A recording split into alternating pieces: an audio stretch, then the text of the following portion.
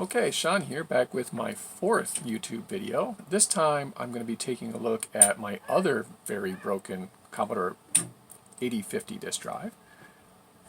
This one, when you turn it on, it's putting on an electric hum. Now, I figured out what's going on is that it's basically frozen up. The bearings are locked in place, they're not turning. So I'm going to remove the top bearing here, and you can see it's really stiff. So I'm just going to put some penetrating oil inside there and see if I can free it up.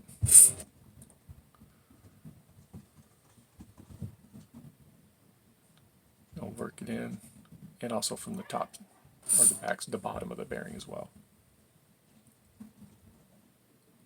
So immediately you can see that it's starting to make a drastic improvement in its ability to spin freely. And of course, time to clean out the inside of the case.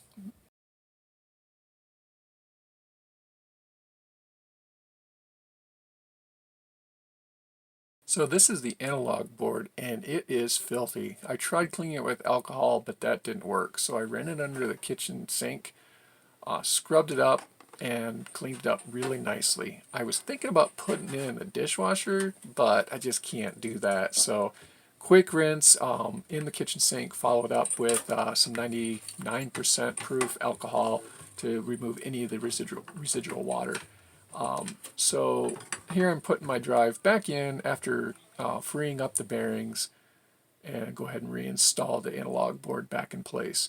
Now what's interesting is the analog board on this version of the 8050 is exactly the same as the previous version as far as the printed circuit board goes, but they made a couple of slight changes to a couple of location of some resistors. And really odd too. Unfortunately, I don't have any footage here to show you, but it is kind of interesting how Commodore was able to reuse the same electronics for two different types of drives. The drives in this unit, I believe, are tandem drives, where in the other unit, I can't remember the name of the other ones, but they're a completely different drive mechanism. These drives are probably more reliable, very simple, just one single lever that swings the whole assembly down versus this really complex latching mechanism that they had going on in the other drive type. Another thing with this drive is connecting electronics is a lot simpler because the cables are, the connectors are mostly one piece, and you don't have all these little tiny connectors. You can't see on the back of this one board on my left drive there is some small connectors that all have to go in the right place, but overall it is easier drive to assemble. Okay, so let's go ahead and connect the power and bring the disk to the tiny desk and give it a go. So on power up, I'm getting a green light, so that's a good indication that it's functioning properly. I close the door and the motor spins. And we'll take a look on the inside and see what happens when I power up the disk drive.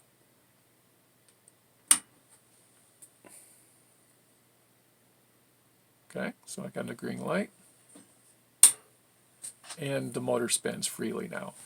So let's connect it to my my Commodore PET. This takes a little bit of bravery to take a disk drive unit that was making the horrific noises this thing was and connecting it to your brand new mini PET. But so far it looks okay. So I'm going to try opening a channel to the disk drive. And I want to see what DOS version I'm running here. So we've got version 2.7. So I'm able to communicate to the motherboard at least. Now this is an interesting disk. It's like the front of the disk is the back, and the back of the disk is the front. I've never seen anything quite like this. Old Memorex diskette, so definitely something worth keeping around. So I'm going to try to format the floppy and see what happens.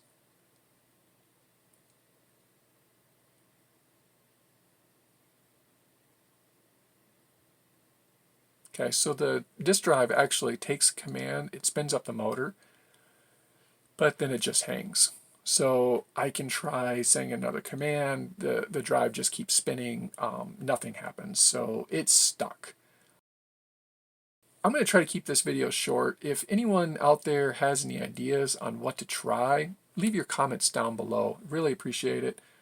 I love this little pet, but it's just not quite as exciting as some of the newer computers like the Commodore 64 and up. I say newer, that's a pretty old computer, but the pet is not as exciting.